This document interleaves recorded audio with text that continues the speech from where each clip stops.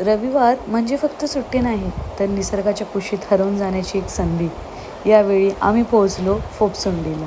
नाव जितकं युनिक तितकंच हे गावही खास. म्हणतात इथल्या उंच डोंगरांमुळे सूर्यप्रकाशही जवळपास 1 तास उशिरा पोचतो आणि आजही लोक इथल्या गुहांमध्ये राहतात.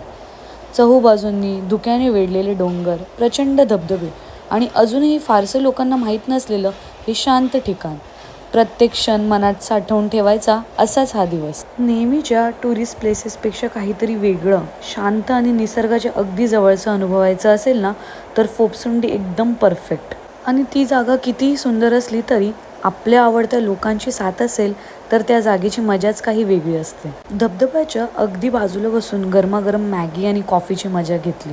त्या पाण्याचा आवाज, थंडगार हवा आणि समोरचे भन्नाट व्ह्यूज, यापेक्षा सुंदर संडे असूच शकत नाही. कमवा, फिरा, जगा, कारण आयुष्य एकदाच मिळतं. पैसे पुन्हा कमवता येतात, पण गेलेला क्षण पुन्हा जगता येत नाही.